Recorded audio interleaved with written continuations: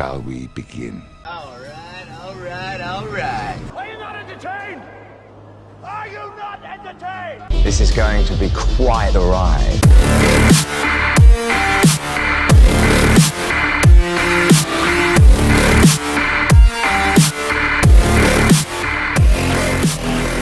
And hello everybody, and welcome to the Movie Pit Podcast. I am your host, Kristen. Thank you very much for joining me on the podcast this week. It's been quite a week this week. We're just gonna... Oh man, was it a week.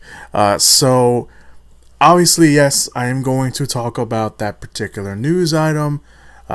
If you want to just go straight to that news item, as always, there are timestamps down below in the description / show notes area. So you guys can go, if you just want to hear that particular news item, it's there. It's there for you to listen to, so you can go check that out. Sound-wise, if it sounds a little weird this week, I am recording in yet another different room, which may become the permanent room I record the podcast in. That's just more behind the scenes thing, but in the future, if it sounds like this, it's probably because of that. So I'm testing little things out here and there to make the podcast a little better for you and for me. So this week's podcast, obviously, we're talking about that, but last week, like I mentioned, I recorded the podcast a little earlier than usual, so there are a few news items that I would have loved to talk about last week that I didn't get a chance to talk about, so we're going to talk about them here on the podcast this week. So to waste no more time, let's get right to it. The first movie news item that came out after the podcast came out last week was Warner Brothers and DC Films are getting back behind the camera for their upcoming Birds of Prey movie. And a big and intriguing plus, they are bringing in John Wick director Chad Stahelski to design and work on additional action scenes with the director of Birds of Prey, Carrie-Anne. The move isn't entirely out there. Stahelski is already creatively involved in the movie. He is his stunt company 8711 has been working on the movie's stunts since production started, so it's not too big of a move out there, but bringing him in does really lend credibility to the action scenes that are going to happen in the film itself. The movie itself will see Margot Robbie return to play Harley Quinn, who will team up with Black Canary, played by Journey, I think that's how you pronounce her name, probably not, Smollett Bell, and the Huntress, played by Mary Elizabeth Winstead, to take down the crime lord Black Mask, which is played by Ian McGregor. That movie will come out in February. This is pretty cool. Like I mentioned, Chad Stahelski just coming in. I don't think he'll get any director credit, but bringing someone like him in to amplify and to create a new action sequence is pretty cool. The next movie news item that came out after the podcast went up last week was, it looks like the reboot for the Resident Evil movie. Yes, they are rebooting the Resident Evil movie, has found a director in 47 Meters Down director Johannes Roberts. He also directed the sequel that just came out, 47 Meters Down Uncaged. He also was behind the sequel to The Strangers, which was The Strangers Prey at Night. The news broke from ScreenRant.com, who also got to talk to the director, Roberts, about the project and asked him at what stage the production is in, and here's what he had to say, saying, quote, "We are in active development of that in the moment. I pitched them a take and they really loved it, so we are just gearing up on that as we speak." End quote. Roberts also went on to say something that I'm sure fans will appreciate, saying, quote, "It's going to be super scary, and it's getting back to the roots of the game." Of course, the Resident Evil franchise has gotten a lot of big screen time, with Paul W.S. Anderson directing the first movie all the way back in 2012, or 2002, I should say, 2002, with Mila Jovovich, who played Alice, who was pretty much the focal point of the franchise at the time, and all the way until the movies ended back in 2017 in January with the aptly titled Resident Evil: The Final Chapter. Anderson would disappear from the franchise a little bit directing. He did come back to direct the last 3 movies. And the Resident Evil movies, I know they get a lot of hate because it's probably a little easy to hate on them, but they were always successful enough to keep making them. I personally am a big fan of the first 2. I know, after the second one, they they kind of, get away from the horror roots and start going into the more action franchise and a little more over-the-top action franchise. But, the first two were really enjoyable. I think the first one was really well crafted. I mean, it had its problems, but, a lot of homages to the games. But for the most part, the movies did try to do their own thing, which I appreciate. At the same time, not a lot of other fans appreciated them. But a reboot on the way. Johannes Roberts himself. I personally kind of liked 47 Meters Down. It wasn't great, but I think the way he builds up tension really works. I saw 47 Meters Down Uncaged last weekend, and there were a few jump scares that actually really got me. I was not expecting them, but they really got me, and I think, again, tension-wise, I think he did a great job with that. Strangest Prey at Night, I wasn't really expecting it to like that much, but it's a pretty solid movie. So he's directed solid stuff in the horror genre. So him coming back to, or him not coming back, but him doing this Resident Evil reboot sounds really cool. On paper, it sounds great. His track record makes it sound like he's a good director for it. I know the Resident Evil movies, even before Paul W.S. Anderson ended up doing them, went through a lot. At one point they wanted John Carpenter to direct it. So, and him saying they're going back to its roots, maybe, we're going to get a more horror-centric franchise instead of an action-centric franchise. Even though, the games themselves, the things that, these movies were essentially based on, also moved away from the horror aspect, and they ended up becoming more of a action franchise. But fans don't want to hear that. So, all right, let's move on to the final movie news tidbit that came out after the podcast came out last week. Also relating to a video game, the James Wan produced new Mortal Kombat movie has added 3 names for big roles and is in negotiations with one other. The 3 names that have been added are Makita Brooks, who is on CW Supergirl. He plays Jimmy Olsen in that. Tadanabo Asano, I think that's how you pronounce his first name. I probably not. He played one of the Warriors 3 in the Thor movies. And an Australian newcomer, CC Stringer, have all joined the cast. They will respectively play Jax, Raiden, and Melina. Now, the name that is in negotiations is Ludin Lin. He was in Power Rangers. He played the Black Ranger, and Netflix's Black Mirror episode, Striking Vipers. He could end up playing, if he signs on the dotted line, he could end up playing Liu Kang in the movie. Now, the movie already had casted Joel Thompson from the Raid movies. He's also on the Cinemax show Warrior, which I just finished watching, and it was really good. He's in the series, but he has pretty much a small role. Thompson was already cast to play Sub-Zero in the movie. We don't know what the actual movie's about, but now that we know that if Liu Kang is joining, or Liu Kang is going to be a character in the movie, it could probably follow the familiar route that we all know from the video games, where these characters end up in the Mortal Kombat tournament. Again, we don't know really anything about the movie so far. We do know that it will be directed by a first-time director. He is I didn't put his name down on my outline. That's really weird. I think, from memory, I think it's Simon something.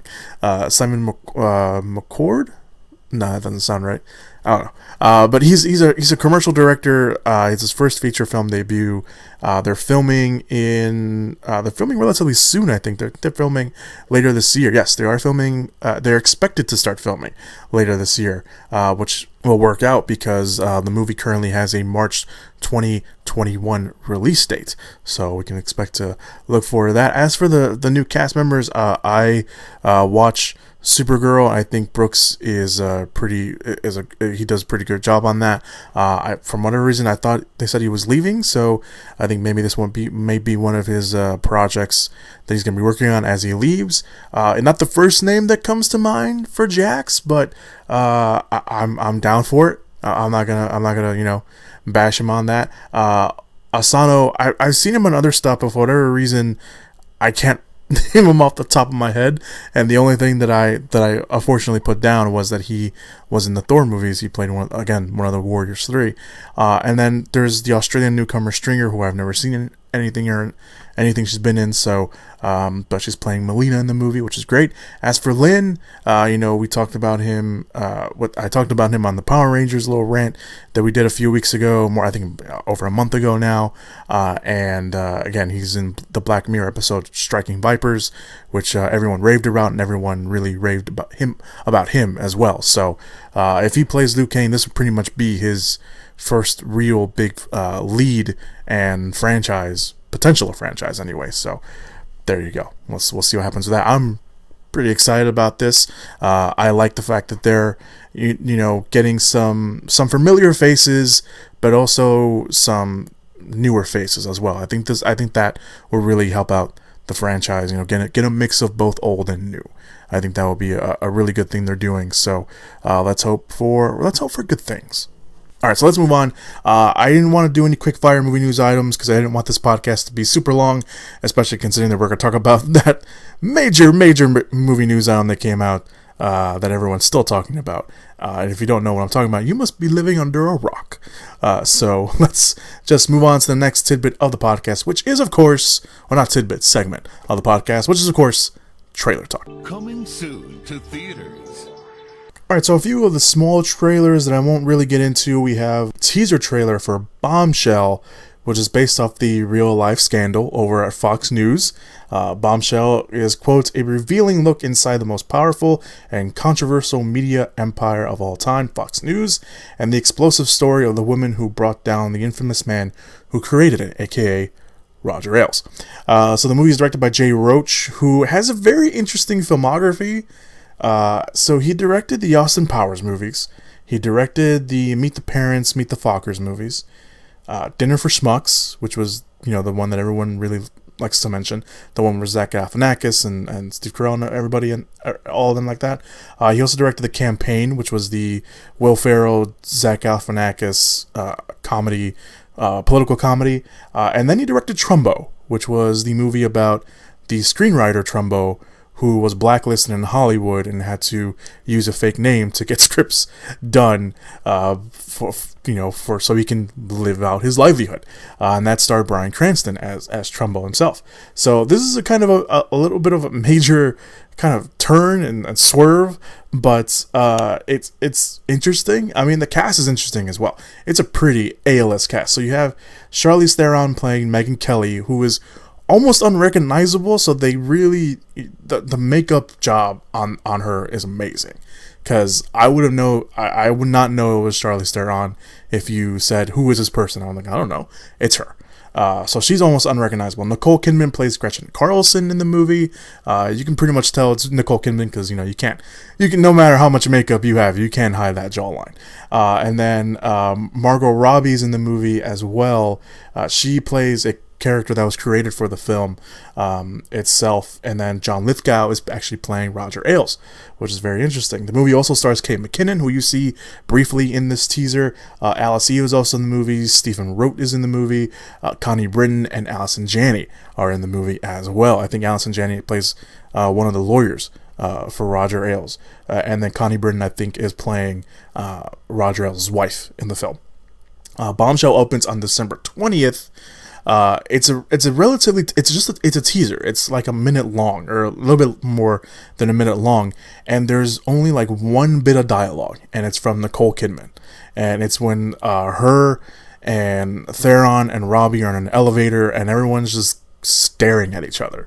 It's a very effective trailer, and if you obviously know about the story and stuff like that, it's very interesting. So I think it's gonna be more interesting to see what that particular movie news empire, quote unquote, has to say about this movie, but yeah, it's rather interesting. So there's that. Another quick trailer we're going to talk about very quickly is Motherless Brooklyn, which is based off the book of the same name.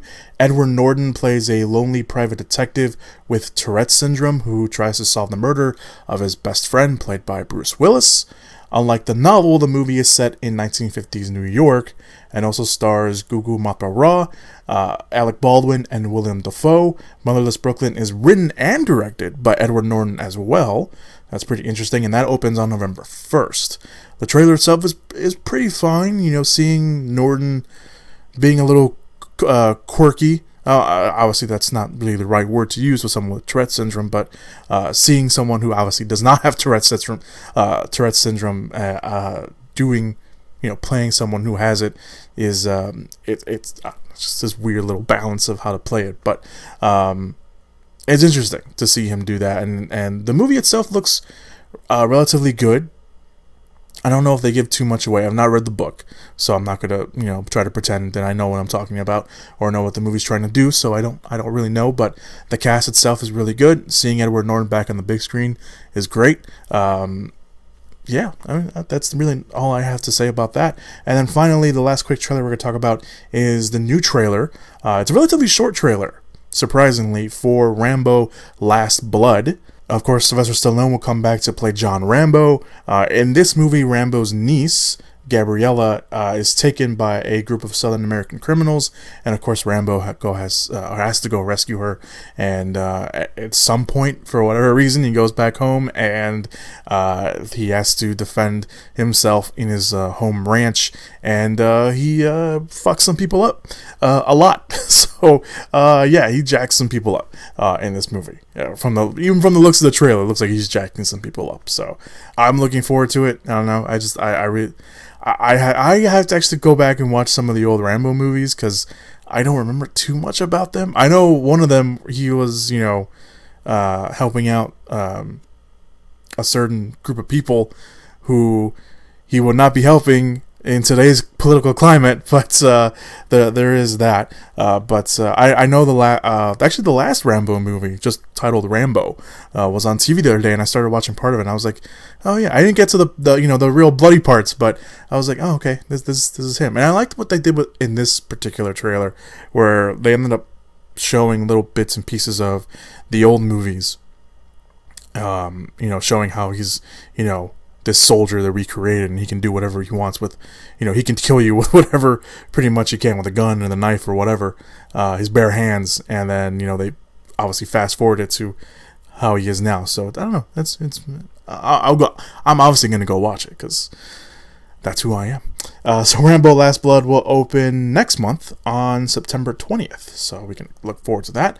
So the main trailers this week, we only got two. The first one is a teaser trailer for the movie called Antlers. That is directed by Scott Cooper, who has directed films like Crazy Heart, Out of the Furnace, Black Mass, sorry, I should say. That's the Whitey Bulger movie with Johnny Depp. And the last movie he directed was Hostiles with Christian Bale and Rosamund Pike. And it is a horror film. So it's his first horror movie. Antlers is based off the short story by Nick, I'm going to mispronounce his last name, Antolska? I don't know how you pronounce his last name. But he is the man behind the Sci-Fi Channel series Channel Zero, and also Hulu's The Act, which I didn't know he was behind that, but he is. So it's a short story that he wrote called The Quiet Boy, and it follows a small-town Oregon teacher played by Kerry Russell in the movie, and her brother, Jesse Plemons, the local sheriff, discover that a young student played by Jeremy T. Thompson is harboring a dangerous secret with frightening consequences. The script is written by the man whose last name I can't pronounce, C. Henry Charlson and Cooper himself, and is produced by Guillermo del Toro. You can kind of see a little bit of del Toro's little hand in there. Antlers doesn't have a release date just yet, and that's mostly due probably to the Disney-Fox merger, but it will be released by Fox's Searchlight. Once, there were 3 bears that lived in a dark and wet cave up above a small town. Every day, Little Bear went to school, and at night, he would come home and eat dinner.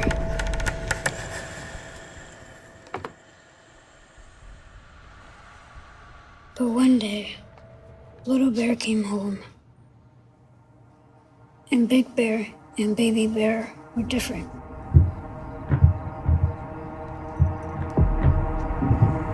Big Bear got sick, and his insides turned black.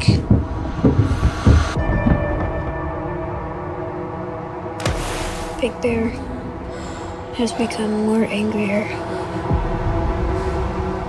and meaner because they had no food, no meat.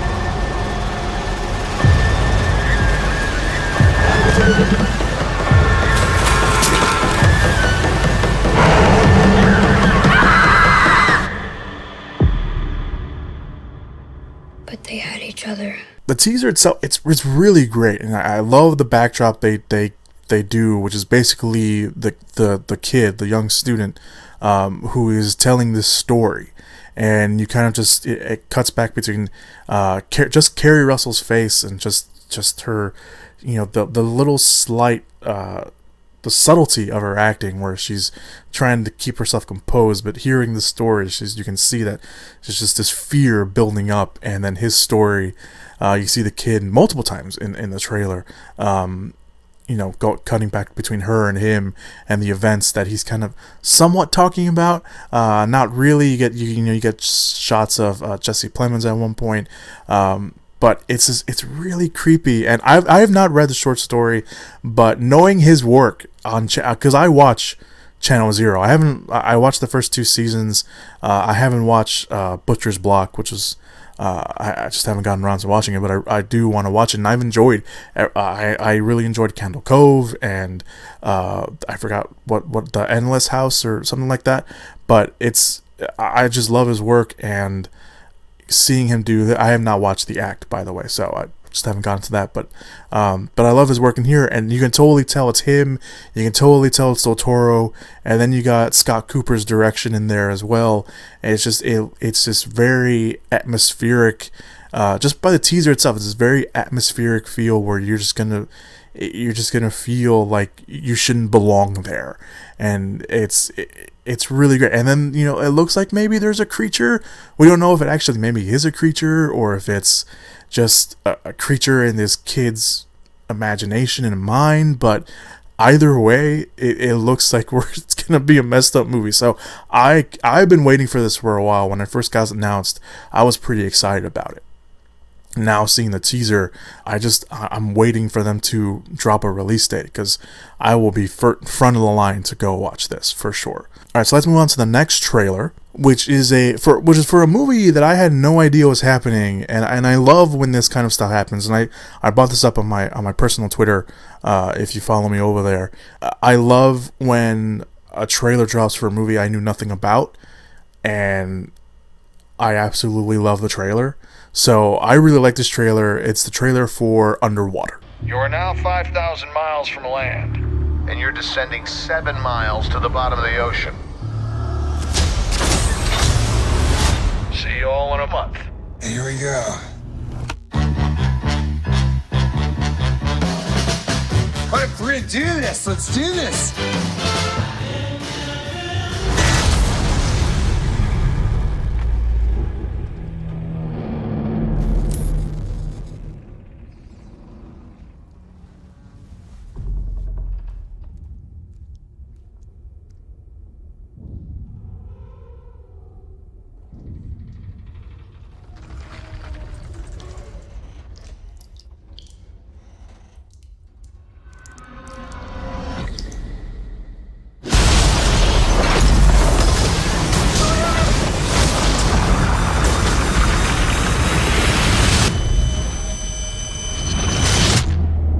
On a scale from 1 to 10, how bad's my rig? 10. We drilled to the bottom of the ocean, and we don't know what came out.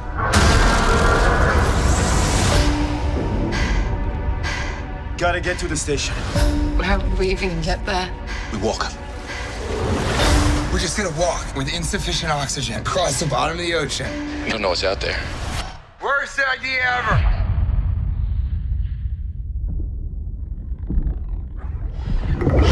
What was that? Turn your lights off.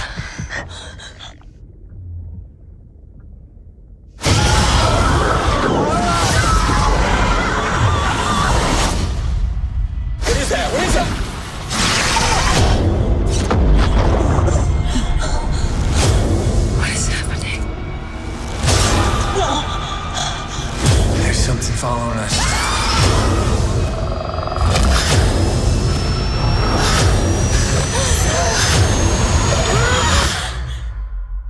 It's pulling me underwater!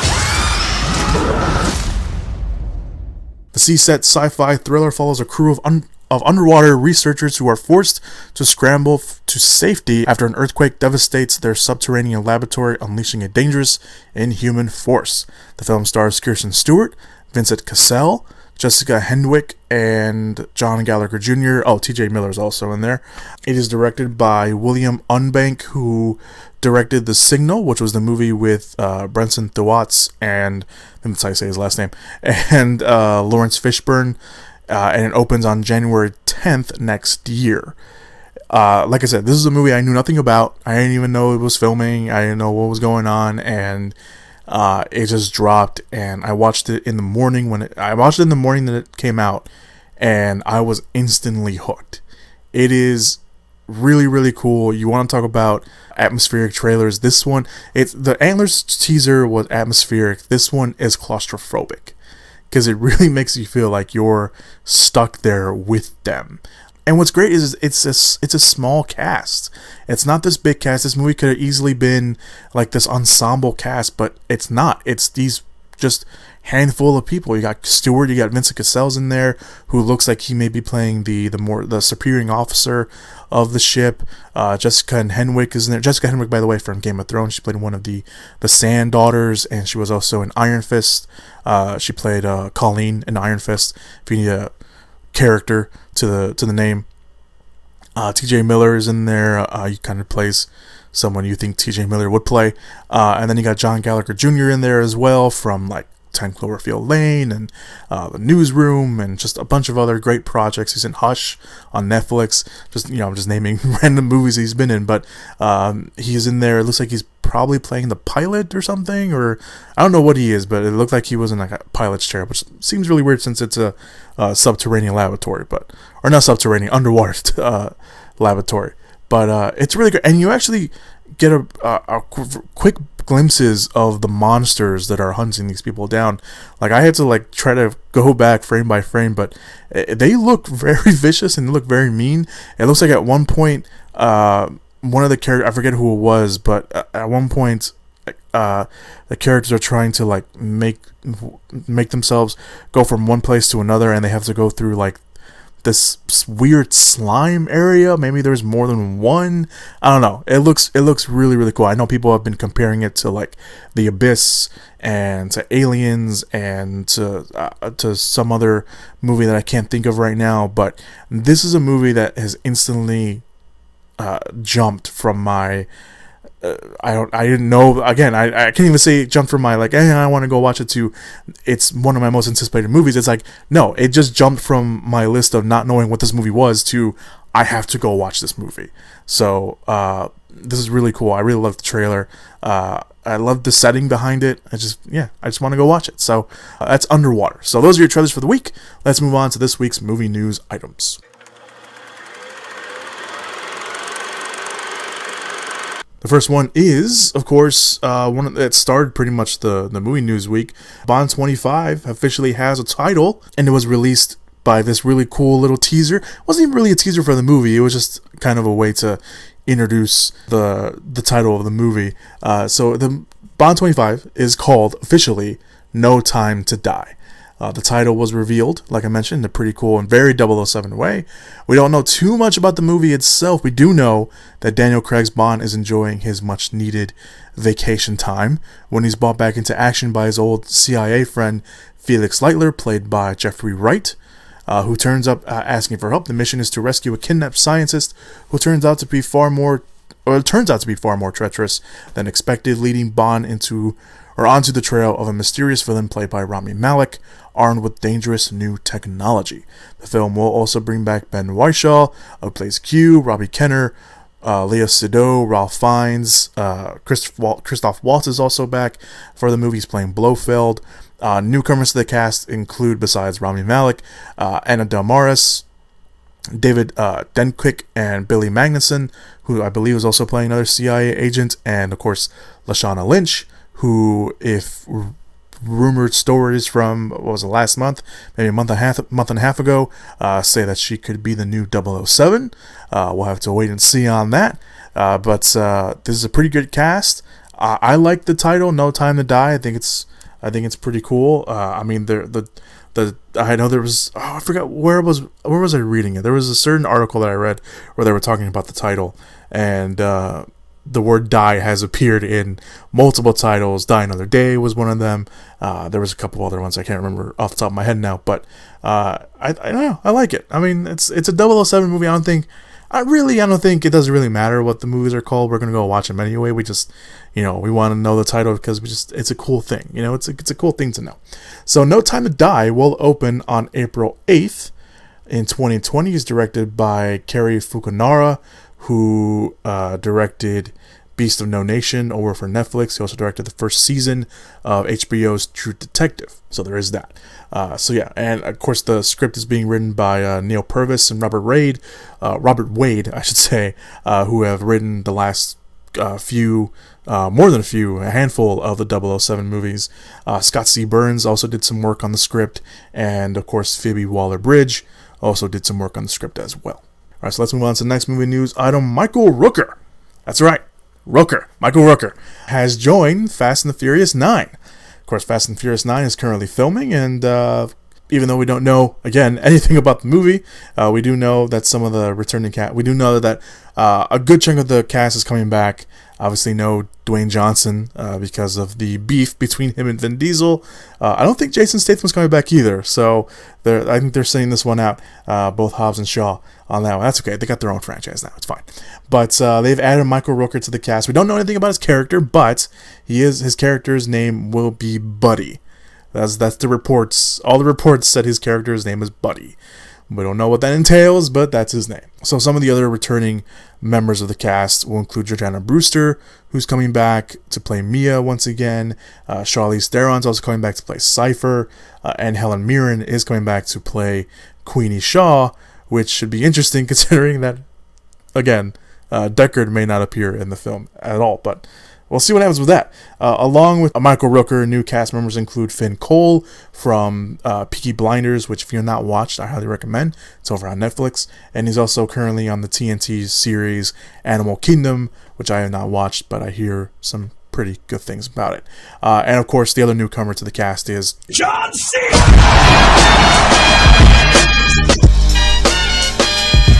who's probably filling out The Rock's role of the movie. So we'll see about that. Justin Lin, who directed Better Luck Tomorrow, Star Trek Beyond, is coming back to direct these movies. Of course, he directed Tokyo Drift all the way through Fast and the Furious 6, and rumors say that Lin will also be directing Fast and the Furious 10, although that has not been outright confirmed, but that's the idea, that he's directing 9 and 10, so we'll see. But Fast and the Furious 9, like I said, is currently filming, and it will be coming out next year on May 22nd. As for Rooker's casting, I really like it. I like Michael Rooker. I like everything he's in. For those of you guys who need a face to anything, Rooker played Yondu in Guardians of the Galaxy. He was also Merle in the Walking Dead series. Just a bunch of other stuff that he's been in. Always reliable, always good, always cool. So I'm looking forward to it. Maybe he's filling out the Mr. Nobody role that Kurt Russell plays in the movies. That would be kind of cool. So the next movie news item, basically a preview of and just kick someone when he's down, because apparently Tom Holland can't catch a break this week. Obviously the big one that we'll talk about a little bit later, but this one came out after that news item. So apparently director Dan Trachtenberg has exited the Uncharted movie, which is of course based off the video game series, by the PlayStation video game series, and Sony Pictures was going to release the movie, so he is no longer attached to direct. Tom Holland is still attached to star in the movie. Sources said that the studio is moving quickly to lock up Trachtenberg's replacement, and meetings are currently underway, and that a new director will be attached at least by the end of the summer, so pretty much relatively soon. Filming was expected to begin early next year. If they find a replacement in time, that could still be the case. So Yeah, Tom Holland just can't catch a break. Also, on top of that news, apparently Sony PlayStation is getting into the movie business permanently, because Sony PlayStation Productions is apparently a new thing, and they have boarded the Uncharted movie, so it's going to be the movie's first feature film setup. Apparently, they've been setting up at the Sony lot for a while, and now it's finally official. Yeah, there's that. I don't know how this is. It's just a crappy week for Tom Holland. But the Uncharted movies themselves, obviously, they've been in production, not in production, but they've been in development for a long time. At one point, Mark Wahlberg was attached, but he dropped out after a lot of directors and also ended up dropping out. So this Uncharted movie was going to follow a younger treasure hunter, a Nathan Drake, as he searches, of course, for treasure. I don't think it's following any particular game. I think they're just kind of taking some tidbits of. So I know one of the games had a few missions where you follow a younger Nathan Drake, but maybe that's kind of what they're taking inspiration from. I have not played any of the Uncharted games, as you can clearly tell. But yeah, the Uncharted movies have been in development for a while, so this is just another roadblock for that. Also, Dan Trachtenberg, just in case you're wondering what's he directed. He directed 10 Cloverfield Lane. He also directed the pilot episode for the Amazon Prime series The Boys. So he's not, just some new guy. They're like, it's just some new director. No, he's been attached to some big projects. So losing him is kind of a big deal, because I think he was actually really excited to do it. I think he was actually a fan of the series itself, so he kind of looked at it as a kind of a dream job almost. But there's no reason for him leaving, so it's kind of weird that he would just drop out for it. It doesn't look like he has anything set up in the future, so I guess maybe he found something else that hasn't been reported on. So I'm kind of bummed out on that, because I'm a huge fan of Dan Trachtenberg, and I would have loved to see what he would have done with this, but unfortunately, he's no longer involved. So, like I mentioned, it's just kick Tom Holland while he's down week, I guess. I feel for the kid. I really do. I really do feel for him. But before we get to that, let's talk about one other news item before we get to that big one, which was The Matrix 4. Now, Matrix 4, this was years and months and days and minutes and hours and seconds, milliseconds in the works. Recently, there have been speculations that the Wachowski siblings would come back to write and direct a fourth Matrix movie. It's finally been confirmed that yes, indeed, a new Matrix movie, a fourth Matrix movie, not a reboot, not anything like that, not a remake. No, it is a full-blown sequel. They're calling it The Matrix 4. It is happening. But a very intriguing twist. Reports are coming out that not only Lana Wachowski is coming back to write and direct the movie, but some pretty cool news that Keanu Reeves and Carrie-Anne Moss will be returning to reprise their roles as Neo and Trinity. So only one of the Wachowskis is coming back, and that's Lana. So not both of them. I find that kind of interesting and I don't want to say weird. I just find it a little bit interesting that not both of them are coming back. Only one of them is coming back. So I don't know if maybe they worked out this deal where like maybe only one of them is going to work on it, and if it's successful, maybe the other one will come back and work on it. I don't know. We'll see.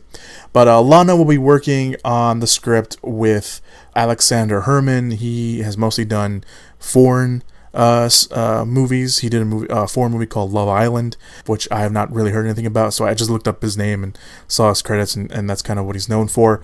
The other writer is David Mitchell, who worked with the Wachowskis on Cloud Atlas. He also wrote the novel Cloud Atlas, so he should probably have some, he would have been involved in that, with the production set to begin early next year. Lana also released a statement saying this: many of the ideas Lily and I explored 20 years ago about our reality are even more relevant now. I'm very happy to have these characters back in my life and grateful for another chance to work with my brilliant friends. It was later reported that some of those friends also include the original Matrix concept artist Jeff Darrow and Steve Sorois. I don't know if that's how you pronounce his last name. They're coming back as well, so that's really, really cool. And if you're wondering, what does this mean for Lawrence Fishburne? How does he fit into all this? His character Morpheus, of course.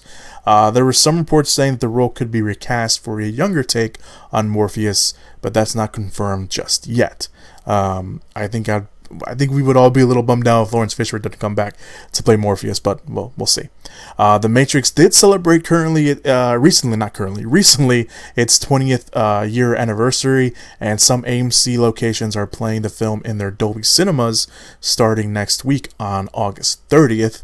I will be one of those people that watches it in Dolby. I've already seen it recently on a film projection, but I'll go watch it again in Dolby because I love The Matrix.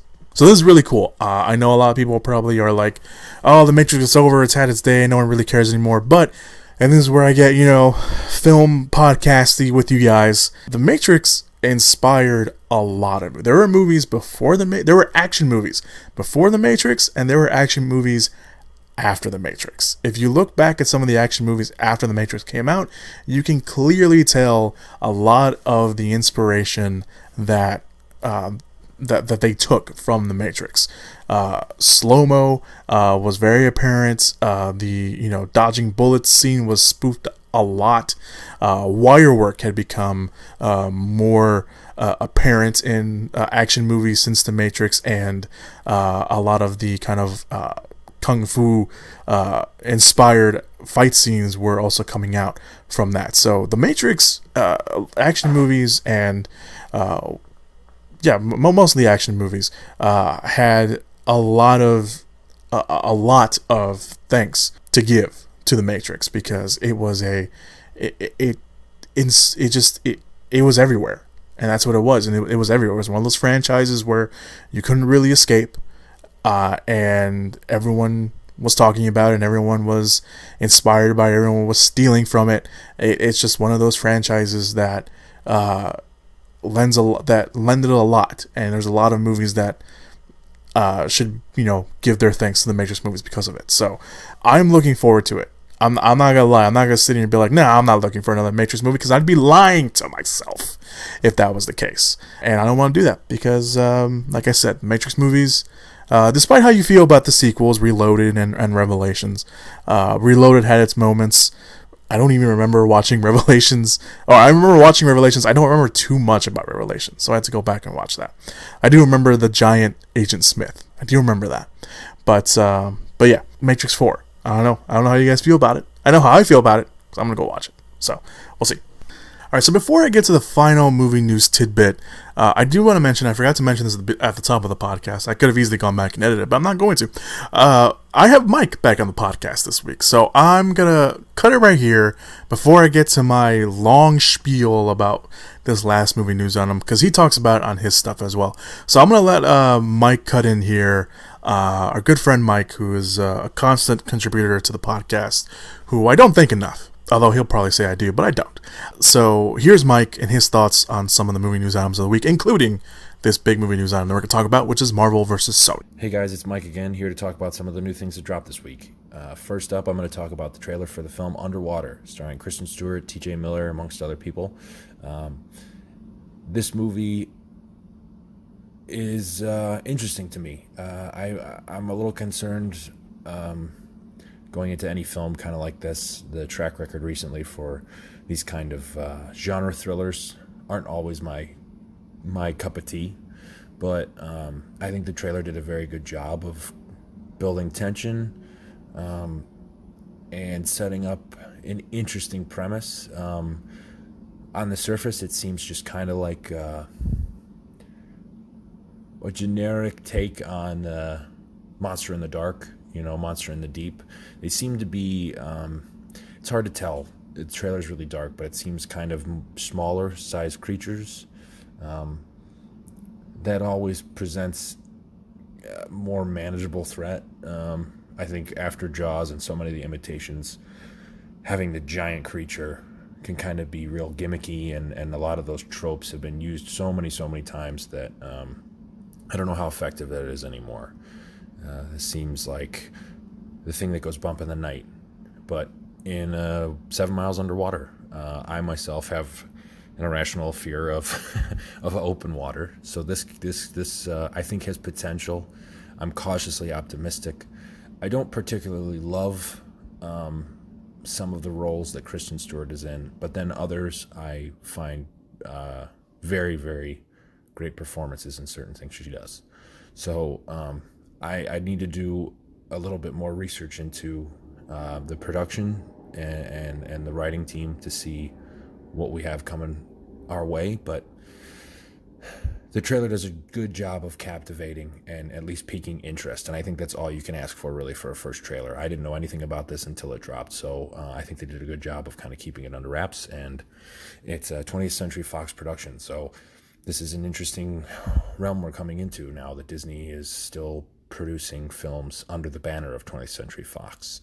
It kind of separates them from having full onus. They're not going to have the Disney Cassel in the introduction, one would assume, for these 20th Century Fox films. So it gives them the ability to make more R-rated films or darker films that one would come to hope for, but that Disney doesn't necessarily have to tie their family-friendly brand to.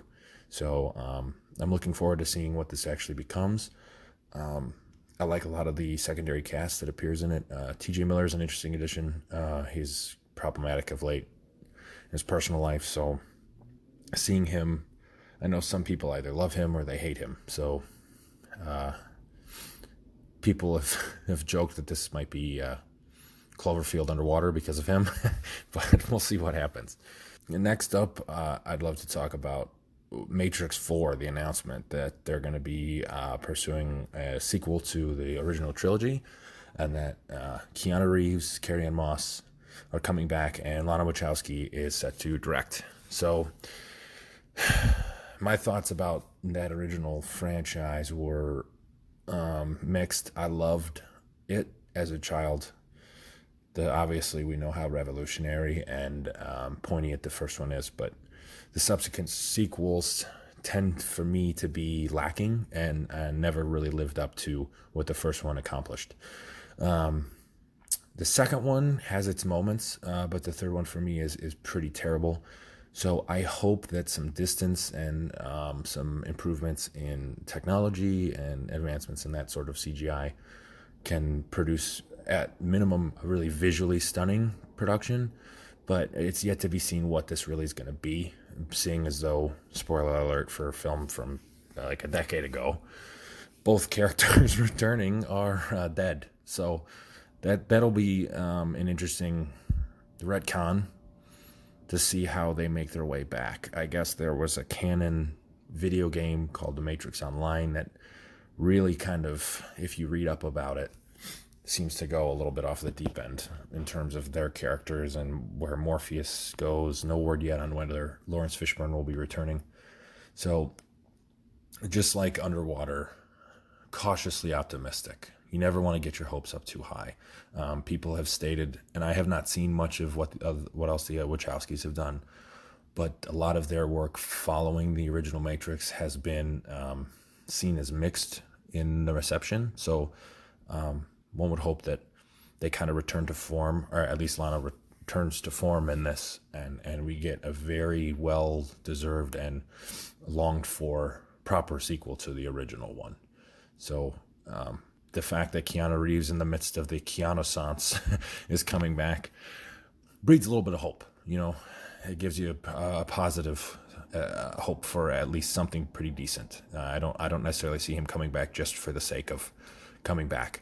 That's a pretty tentpole part of his career, and a lot of times it seems that actors don't want to return to things like that unless there is some validity to what the plan is. So color me hopeful, but not too hopeful. We'll see what happens. At best, hopefully we get a lot of really cool action, and maybe we get a great story out of it. If this does well enough the way the Hollywood goes, who knows if we get Matrix 5 and 6 and that whole rabbit hole. But I think if this goes well, they should close it out with a nice send-off. But yeah, Matrix 4 came out of nowhere, blindside. So that's going to be kind of a crazy ride. We'll see what happens in the months that follows and what other news comes out about the story and where they're going with it, and hopefully some other returning cast members. Another bit of news, which I've been waiting for years and years and years, and I think finally has come to fruition, is the news this week that seemingly a deal has been struck to have a Disney Plus series, Untitled currently, to have Ewan McGregor return to the role of Obi-Wan Kenobi. It would be a limited series, so unlike The Mandalorian, that seems like an ongoing series, this would be kind of a one-shot, and we see him return to a role that I think many people praised him in portraying. For me, I was the right age for the prequels, so I love them very much. History has, I think, at the time was not kind to them, but I think that people softened on, especially the third one, Revenge of the Sith, and definitely have been always very, very kind to his portrayal. I think personally he's the best part of the prequels, and I think this is a nice time for him to return to that role as he's aged. I know that the plans were originally to have him star in one of the spin-off films, but that never kind of came to be. And once the critical failure of Solo happened, I think that Disney scrapped a lot of what their plans were. That being said, I think it's better suited to a limited series. You get more time with the character. Some people have stated that they want it to be more like that awesome General Kenobi in the Clone Wars, which was always made reference to in the films, and then you saw somewhat in Clone Wars, but never really fleshed out. And the legend of how great of a general he was never really was portrayed in the way that I think a lot of people wanted. But my instincts basically are telling me that, especially because of the way it seems The Mandalorian is being filmed, it would tend to make me think that it would be in the period where he is on Tatooine following the events of Revenge of the Sith and then before A New Hope. People have joked that they think it's just going to be him doing a lot of like brooding for all the episodes, and but I think you could really do something cool with it, something along the style of Logan, and be a cool send-off for that character and really give Ewan McGregor something good to work with. He capitalized on a kind of a shitty opportunity and did a very good job with the role, but I don't know necessarily if he was given the great material in the original prequels to work with. So this hopefully gives him some really great writing and a great story to send the character off in the right way. I think that this has got a lot of potential. He's always been such an interesting character to me because he's so auxiliary to that main story, but such an integral part of it, being that loyal student to Qui-Gon and kind of fostering and then failing with this potential savior figure, ultimately becoming the biggest villain. So see him protecting over Tatooine, maybe building on the relationship with Uncle Ben and seeing if you, Uncle Owen, and seeing maybe Joel Edgerton makes a return because he played him at the end of Revenge of the Sith. So I really love the character, and this is something that I think in my hopes might get a little too high for. I just hope they treat it with the reverence that it deserves, and these Disney Plus series can kind of succeed, and we can get more stuff like this. A lot of people want to see the return of Darth Maul. Modern representations of him show that in canon he's still alive, but I don't know if they'll be able to pull it off because there is something that happens in one of the animated series that would kind of forbid his appearance. Unless they built to it in this, who knows? But that's something that I'm really, really looking forward to. I'm not sure yet when it would drop or even really what the series is. So that's something that we follow closely as more news comes in the future. Now, oh boy, the biggest news this week dropped yesterday was the news that Sony and Marvel, particularly Disney, have gone their separate ways in a way of saying, coming to terms with trying to continue their deal for Spider-Man to appear in the Marvel Cinematic Universe. This is horrible news. I think it's an ongoing development. Initial story breaks were that it was a final decision, that was an impasse that would never be reached, but more news has come out that it seems kind of more fluid, and we'll see as time goes by, but for all intents and purposes right now, the deal's dead. which is a very unfortunate thing because, particularly following the events of Far From Home, they've set up Peter Parker Spider-Man to be probably the focal point of what the MCU is going to go with moving forward. Marvel wanted more of a 50, Disney wanted more of a 50-50 split for the profits that they were making off the films, and Sony flat out said no. It looked as though that Disney was making 5% of the gross income off of the deal to have creative control of the character in their films, and it seems only right that they get at least more than 5%, because realistically the only reason that those movies are as successful as they are is because of Marvel's involvement creatively and just based off of their reputation for their films and his involvement with the MCU.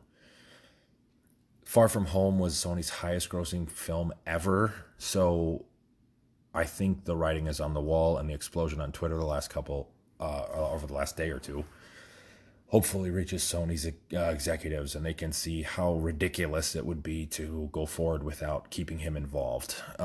They still say that they plan to do the 2 more films that they were planning on doing with John Watts and Tom Holland involved, but I mean, the post-credit scene in the end of Far From Home with the great realization, there's so much stuff that happens that would ultimately affect the overall MCU I don't know how they would ignore. I don't know how they would write the character out. It's such a complicated and horrible development for the future of these films, the future of the Spider-Man films in general. Hopefully this changes. I think this is a situation of just utter greed and a huge disservice to the fans and to the people involved in the production and so on and so forth. Apparently, Kevin Feige secretly had some consulting on the Venom film and development of future Sony Spider-Man production, and now is no longer going to be involved with any of that, and wouldn't be involved in any of the Spider-Man films. I just don't see this going well if it stays pat the way it is. His portrayal has, in my opinion, been the best one of the 3 actors and treatments that this character's gotten over the last 2 decades, basically. The Raimi films have their charm, but as time goes by, as a comic book fan, Tom Holland's portrayal is the most accurate to what the comics have been and the best balance between Spider-Man and Peter Parker. So this is horrible news if this stays pat. Really need to follow this closely and find out what's going to happen moving forward, because realistically, I don't have any hope in Sony making the same quality of films going forward. It's a really disappointing prospect to think about them tarnishing what these first 2 films and his appearances in the Avengers films and in Civil War. It's truly sad to think about what's happening. There's been some reaction online. Jeremy Renner commented on it. And realistically, right now, Tom Holland's doing a bunch of cons. So he's going to have to deal with fans saying and asking questions. And realistically, he has no involvement in these decisions being made. So I don't know. It's just a really, really terrible thought moving forward to see what's going to happen with this. Hopefully it gets resolved. And I can see Disney making a push to try and keep such an integral part of their plans moving forward involved, but it's going to come down to a lot of dollars and cents, and a lot of that stuff is unfortunately made personal rather than business. So this seemed like always a kind of a tumultuous partnership, and the floor always could have fallen out, but one would hope that the cooler heads could prevail and realize that their mutual benefit to each other should outweigh like individual greed of ego, trying to make Sony the sole beneficiary of these films. Realistically, everyone will suffer if it's not back to the way we all want it, with him being in Marvel films. So hopefully that changes, but we need some big news this week. I think it's this weekend is D23. We'll probably get more Marvel announcements. Hopefully this is a big whatever misunderstanding, and we get some good information coming forward. But other than that, not a whole lot else going on this week. Hopefully D23 coming up gives us some really cool stuff.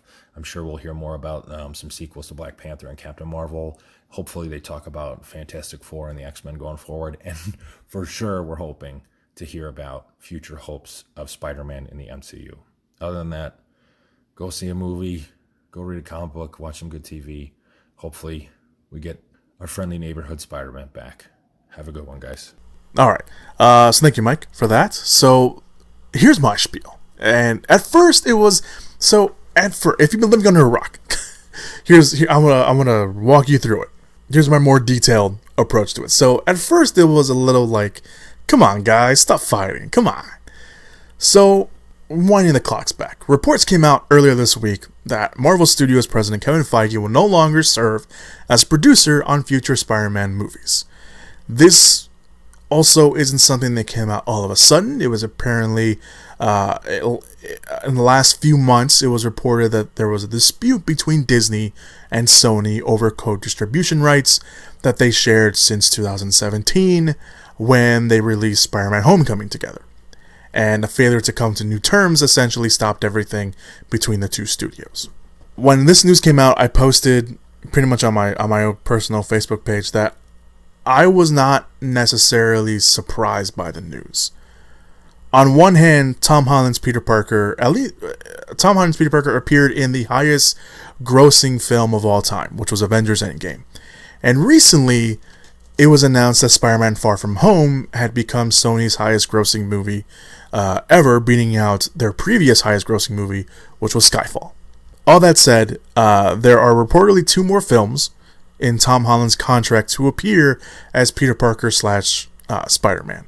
Although initially it was like, okay, they'll do 3 movies for Sony, and then he can appear 3 times in Marvel. That was the original deal. So I guess somewhere down the line they re-upped it, and they re-upped it, and then they changed it a little bit. The report also included that John Watts will also be returning, maybe, because since then I thought I read something very quickly at one point that John Watts was like, no, I'm not coming back. Or he didn't say it like that, but it's kind of implied that maybe he wouldn't be coming back. Again, all of this, so essentially they confirmed that Spider-Man is no longer part of the MCU. So all of this came down to a producer credit, and Feige will not serve as a lead creative producer.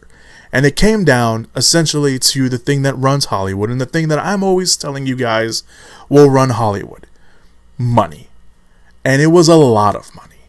Sony heads Tom Rothman and Tony Vincent, I think I pronounce his last name, reportedly turned down an offer by Disney of a 50-50 co-financing deal on future Spider-Man projects. A deal that may have stretched into other MCU entries in which the character appeared under the current deal, or in which the character appeared under the current deal. Marvel, with that deal they had before, was getting 5% of every first dollar gross. So if you want to do some weird math in your head, you can go ahead and do that. And they got all the merchandising revenue. But of course, Sony got, all the box office stuff, since they technically own the Spider-Man character, movie-wise anyway. Sources say that Sony reasoned that they would be fine without Feige, and that they don't need Feige at all because a creative template had already been set on the Spider-Man films, along with Feige and the Sony people and Amy Pascal, who is still involved in the movies, at least at the moment. Pascal was actually the head of Sony for a while and was one of the people that reportedly got the Marvel deal with Sony at first. So it should be interesting to see how Amy Pascal's longevity with the franchise will be. But then Sony Pictures tweeted out a statement in the dead of night, by the way, not during all this coverage. No, they waited until the end of the day, where people were probably either falling asleep or about to fall asleep. They released a statement on Twitter saying this. I'm going to read their whole statement. It was in 3 parts. Much of today's, all of this came out in a day, by the way. So much of today's news about Spider-Man has mischaracterized recent discussions about Kevin Feige's involvement in the franchise.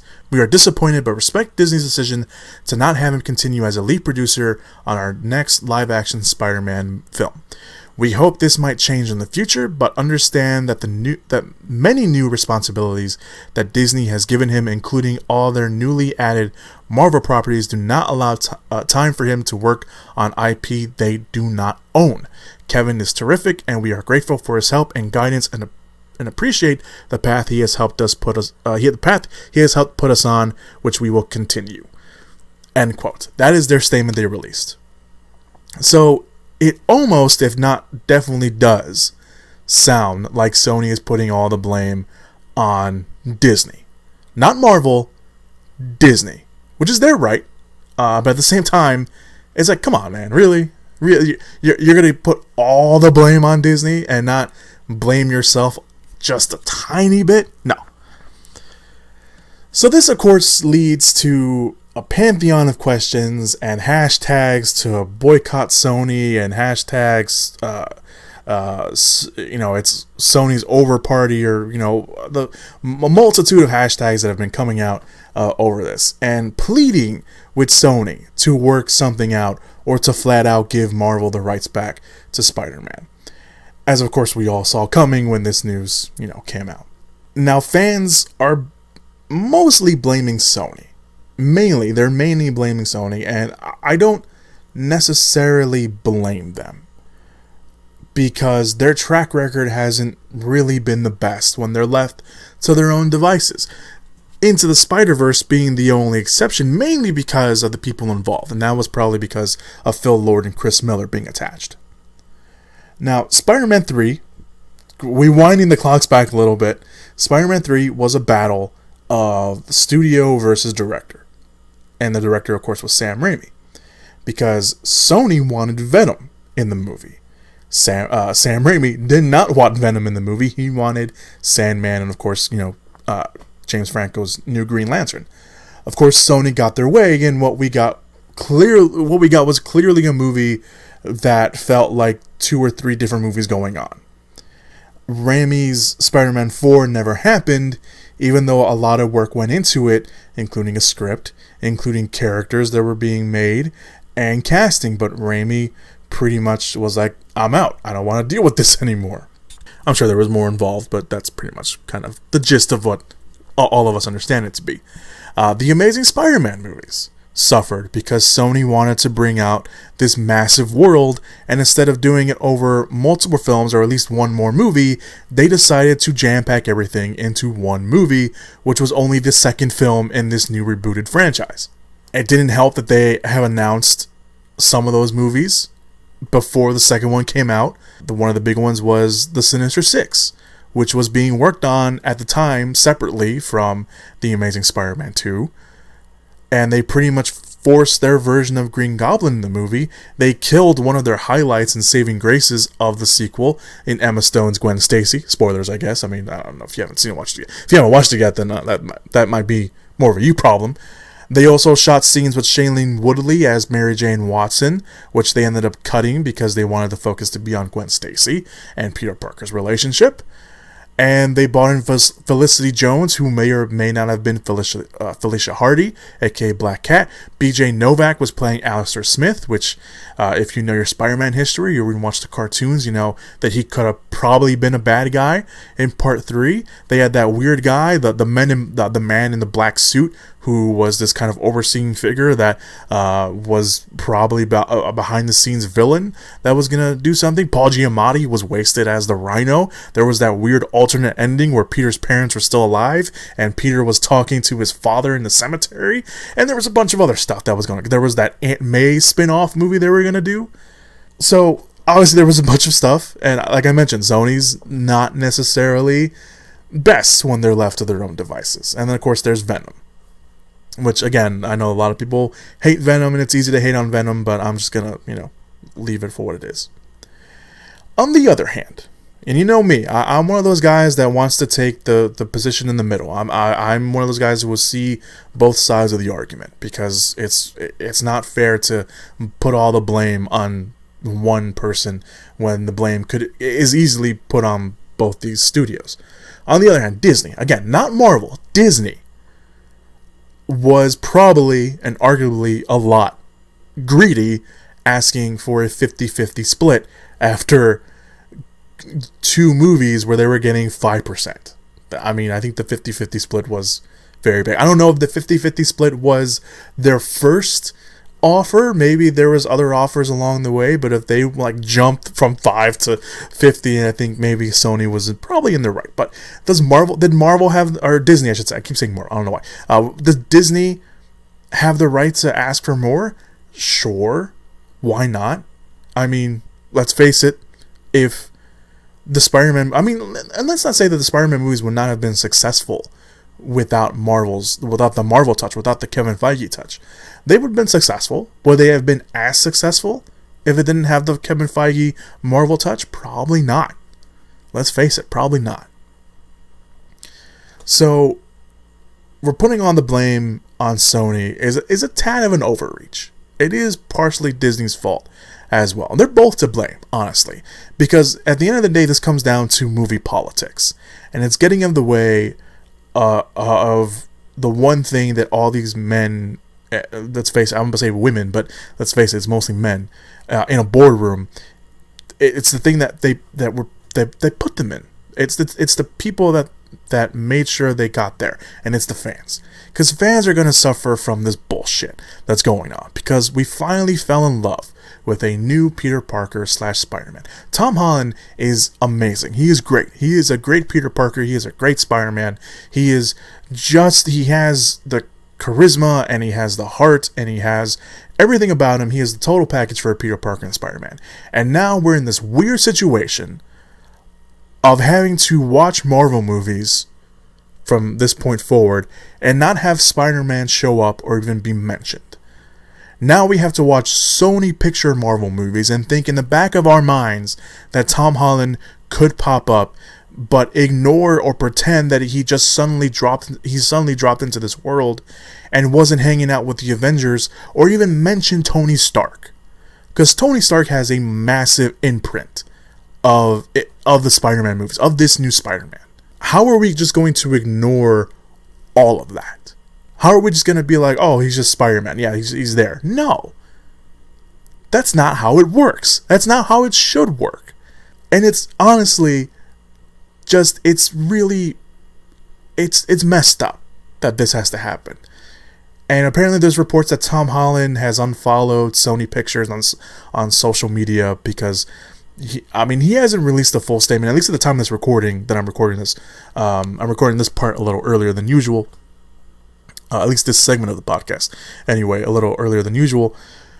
He hasn't released anything but at this time. If he does, then I'll drop it right here. But if he hasn't, then, that's his way of saying it. I had to go back and check something, because when they were casting for the new Spider-Man, there was a report saying that Sony Pictures had their list of actors they wanted, and Marvel had their list of people they wanted, and they ended up picking Tom Holland. And it from what I found, it looked like it was Marvel and Kevin Feige who picked Tom Holland to be Spider-Man. And here's the other thing. So one, and I know, in all this anger, everyone, has an opinion and everyone wants to blame everybody and what have you. But here's the thing. A third Spider-Man movie was not announced. It hasn't been officially announced. We know what's going to happen. We know it was going to happen, but it hasn't been officially announced. We don't know if Tom Holland's going to come back. Is he officially under contract? Then, yeah, probably. But people break out of contracts all the time. He may not come back. He may say, no, I don't want to come back. And Sony, we either have to force him to come back, and we're probably clearly going to see that he doesn't want to be there. He's going to do what he has to do. If he is locked down to that contract, he will have to do those two movies. Those two movies left on his contract. And if that's the case, then what happens afterwards? What happens after those two movies are done? Is he going to be like, okay, I did my two movies, I'm out. I'm not doing this anymore. Now we're going to have to do another reboot of Spider-Man in the span of 5-6 years? I've already lost track of time. It's crazy that we have to do this. How is one of the most popular, arguably one of the most popular characters that Marvel has in comics ever. How is it that Sony always tends to screw the fans over? You know, there's always these questions of, you know, who was the better Spider-Man? Is it Tobey? Is it Tobey Maguire? Is it Andrew Garfield? Is it Tom Holland? I grew up with Tobey Maguire, but I really liked what they did with Andrew Garfield and The Amazing Spider-Man.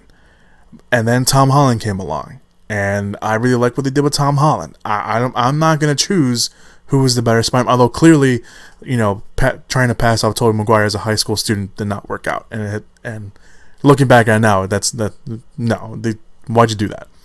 So I don't know what's going to happen with this. It clearly, I mean, there's all those memes that Tom Holland is the kid in the middle of a divorce. He is stuck in the middle, but there's also us, the fans, who are left wondering what's going to happen to our favorite character. What's going to happen to the future of the MCU? Does the future of the MCU... And there was these articles about, can the future of the MCU survive without Spider-Man? The answer is yes, because they were doing pretty well without Spider-Man being around before. It's not a question of if it can survive without Spider-Man. It's a question of what happens now, because the character was around, and now, unfortunately, he's not around. You can't... And it's not even similar to The Incredible Hulk, because obviously The Incredible Hulk, you know, Edward Norton played Bruce Banner, and then, you know, when the Avengers came around, they recasted him as Mark Ruffalo, and Mark Ruffalo is supposed to be, you know, that same character, but clearly they don't... It's not really the same character because, you know, it was a different actor, and there are events in The Incredible Hulk that they don't mention in the MCU because of some rights issues. Because if you don't remember, originally Marvel had a deal with Paramount Pictures to release their movies. So if you go back and watch the old Marvel movies, you will realize there's no... I mean, the Disney logo doesn't appear anywhere. But if you go back and watch those old Marvel movies, a lot of them have Paramount Pictures in the front of it, because Paramount Pictures were producing the Marvel movies, and that was before Marvel Studios became, you know, the big studio that we know now, and that was before they started working more with Disney, and then Disney picked up the movie studio rights. The Incredible Hulk is in that limbo because The Incredible Hulk is, movie-wise, is still, solo movie-wise, is still attached to Paramount Pictures. And Paramount Pictures isn't letting up. They're not going to let go of those solo movie rights, because they know if they let go of those solo movie rights, they lose potential franchises. Although I don't think Disney's going to work with Paramount at this point. Although at this point, maybe they will. Who knows? So it's interesting. So it's not similar to that, because obviously we've had characters from The Incredible Hulk. Well, we've only had one character from the Incredible Hulk come into the MCU, and that was Thunderbolt Ross. General Ross, or Senator Ross, or Congressman Ross, whatever political position he has in the movies. So it's not the same thing. So they're part of the MCU, and again, collectively, the thing that connected them was Tony Stark, because he appeared in an after credits scene in The Incredible Hulk. It's not the same thing as Spider-Man, because Spider-Man was not a part of this MCU, and then he was, and now he's not a part of it anymore. All of this could be, negated, and all of this could just go away if Sony and Disney do end up striking a deal. If if Sony does indeed feel the fan pressure, and they're like, you know what, you're right, we fucked up. We'll talk to Disney again. We'll break down negotiations and see if we can come to a middle ground, at least for one more movie. And that's not. I hope that's the case. I don't necessarily see that moving forward, because again, this isn't a problem with Sony and Marvel. This is a problem with Sony and Disney. And I'm sure Marvel is like, no, we'll totally do it.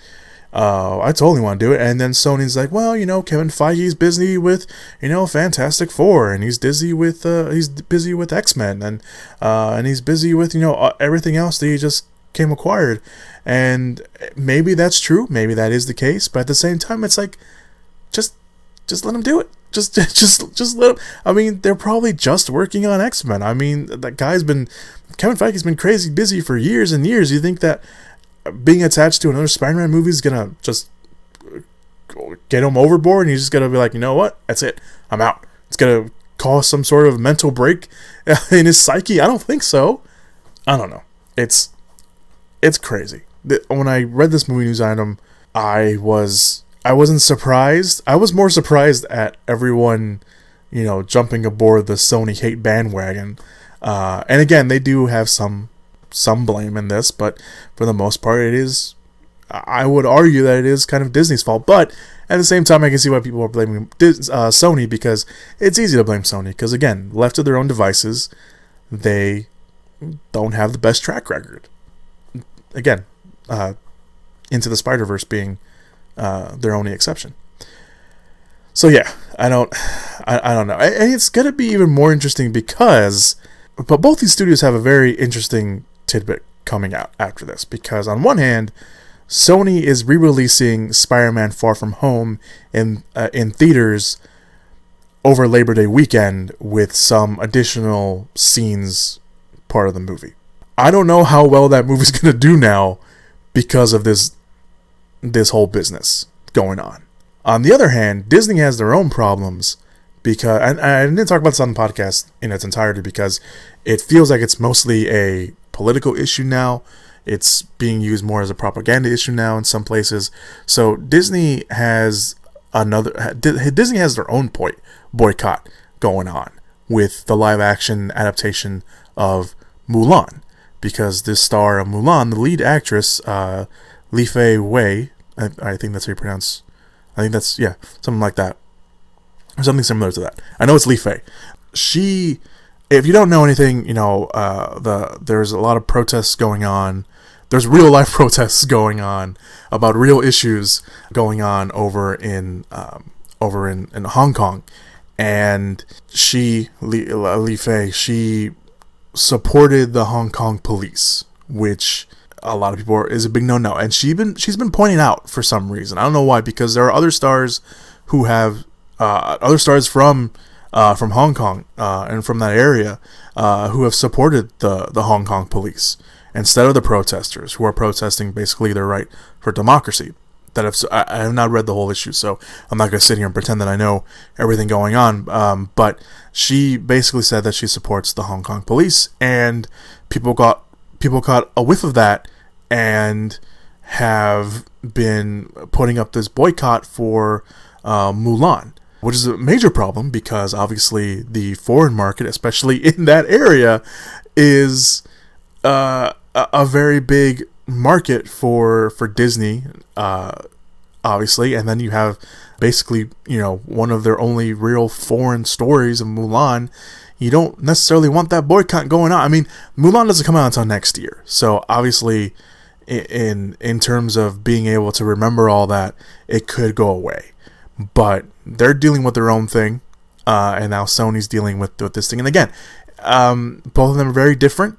Sony's going to have it come up more sooner rather than later because of the re-release of Spider-Man. It should be interesting to see if they still end up re-releasing the movie, but that will be interesting to see how the box office fares for that, because obviously people are over-exaggerating, saying, boycott all Sony movies, boycott all future Spider-Man related projects, or boycott any future Marvel projects. So, oh man, it's pretty intense how that's going on. So I'm in the middle. I'm one of those people who sees blame on both sides.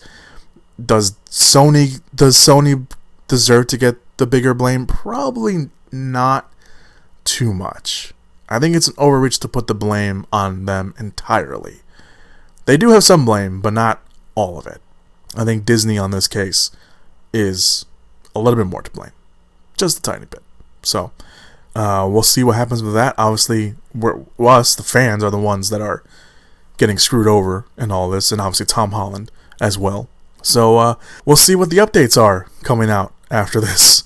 So, that all said, let's move on to this week's movie releases. Let's all go to the lobby. Let's all go to the lobby. Let's all go to the lobby to get ourselves a treat.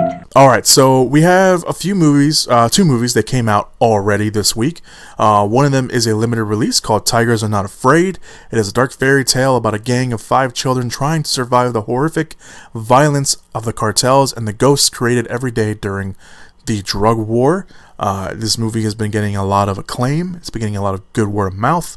So if you see it in your area, I guess go check it out. Guillermo del Toro has put his stamp of approval on it. That's enough for me. So hopefully I get to see. I haven't checked to see if it's playing in my area, but if it is, I'm definitely going to go watch that.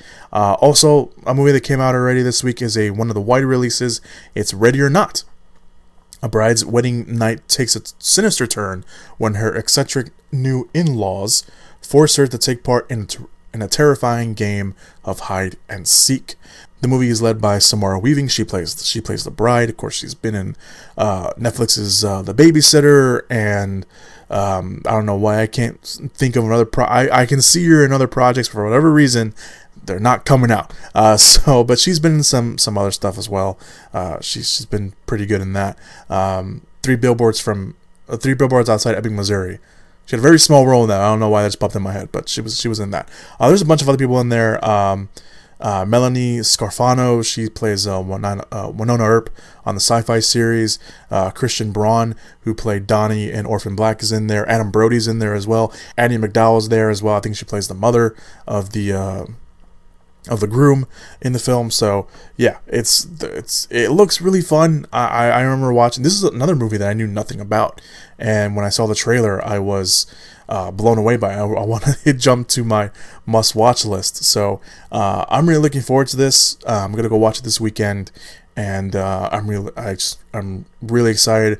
The word of mouth for it has been pretty positive, so I'm thankful for that. So I'm definitely gonna go watch that. That's one of my recommendations of the week, even though I haven't watched it.